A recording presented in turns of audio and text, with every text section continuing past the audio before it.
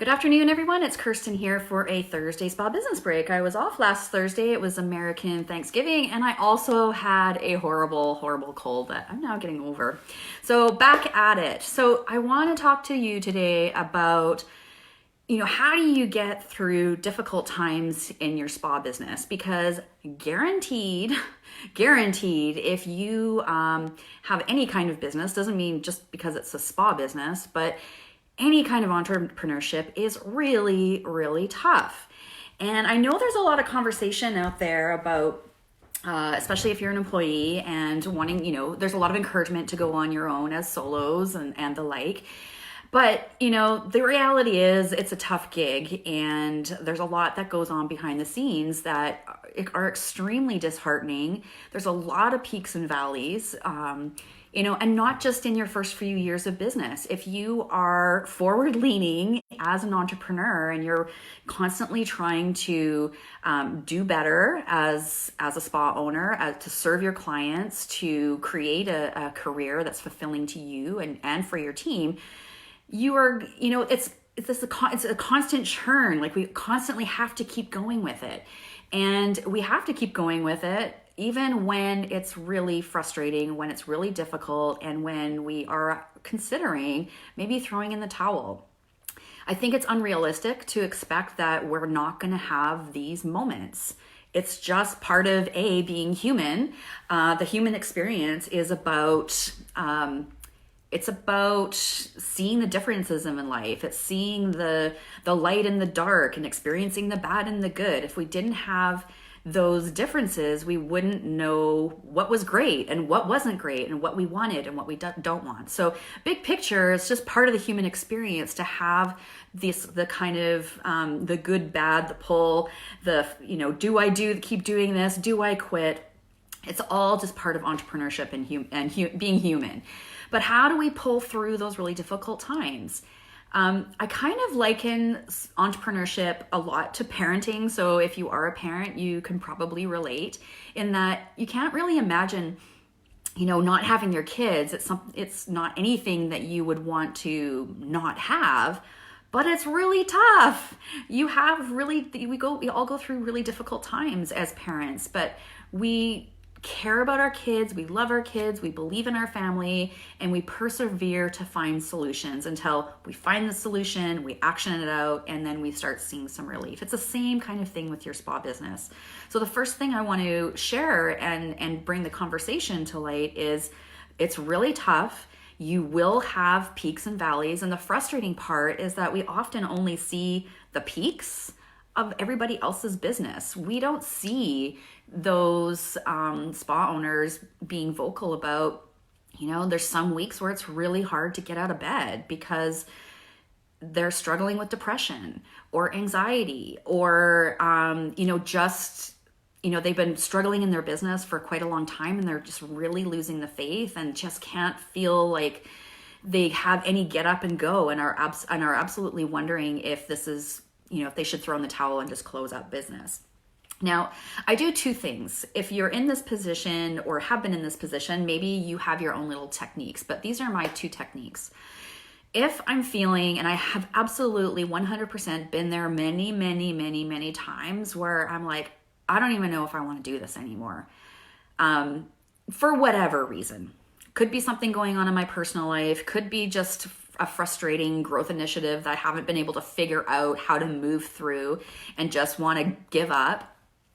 But I've been there a lot. So the first thing I do if I'm really seriously feeling like, I really hate this, I don't want to do this anymore, it's just too much, I actually entertain the idea of not having my business anymore.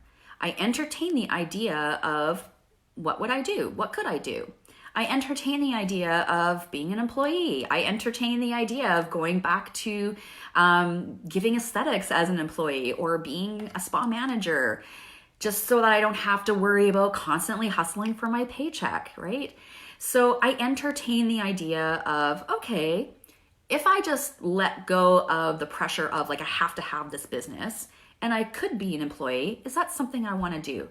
Because once we give ourselves permission to entertain this idea, and not kind of clamp down on it of like, oh, I can't do that. I've invested too much in my business. I'm going to look like a failure. But just leave all that to the side and just entertain the idea of perhaps being an employee again, and daydream with that. You may be like, oh yeah, I could just focus on my clients. I could just show up at work and do my job and, just do what I need to do and go home. I don't have to worry about anything. I can hang out with my kids. I don't have to worry about social media. I don't have to worry about, payroll or anything like that.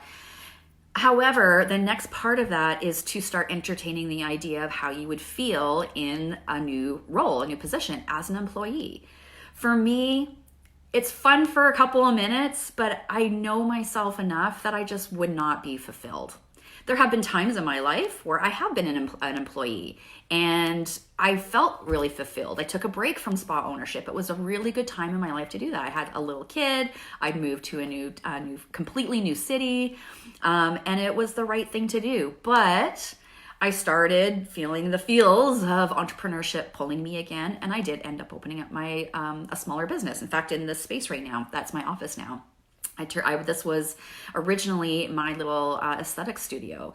So play with the idea if you might want to be an employee. And if you get a feeling like oh no, there's just no way I could do that, then it's not quite the right time for you. Maybe you can revisit that again at another time, but you just know for now it's not the right choice. The second thing I do is I write down a gratitude list. Like honestly, once you know I am meant to be an entrepreneur, once you kind of lock that back in and that feels right, then you have to have a little attitude adjustment. And when you are an entrepreneur, it's up to you to have your own, personal leadership and self-awareness to be able to be like, okay, I can't keep going with this bad attitude right now, so I need an attitude adjustment. And how I do that is I have a gratitude journal and I start writing down just bullet points what I'm grateful for. It's a very fast and effective way to shift your perspective and your thinking from the negative into the positive. It's not rocket science, but it just works. Now, the other thing that I do while I'm kind of on the gratitude list, and I've done this for my personal life as well, if there are things that I'm actually not very grateful for, if I'm struggling with, say I need more clients, I need more bookings, then I would actually write in my gratitude list that I'm grateful for an overabundance of client bookings. So I would write what I was wanting to be grateful for and like it had already happened. Your brain doesn't know the difference between what is real and what is not real. And so it's just a little bit of a trick to start shifting your perspective, because we all know that it's your perspective and your attitude that flavors everything that you do.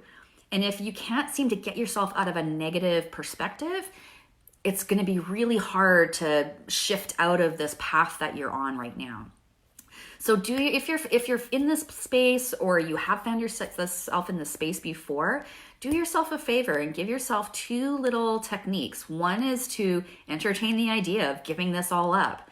There's probably going to be a moment of like, oh man, that would be so nice. But if it's not the right time, there will be a moment in that thought process and the thinking where it's like, no, that's not for me.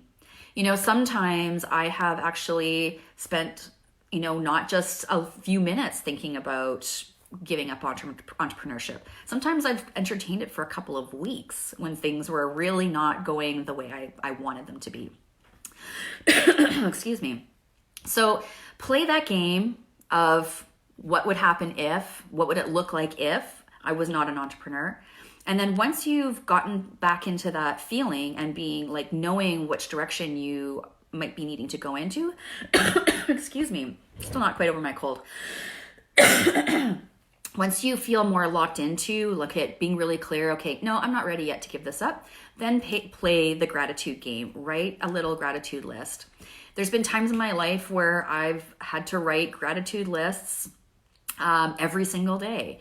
I don't really have to do that much anymore, but I absolutely still use that technique if I'm feeling really uncomfortable and really unsure and kind of like unstable as far as just feeling like I'm in conflict, and I know I need an attitude adjustment. I kind of don't know what to do about it.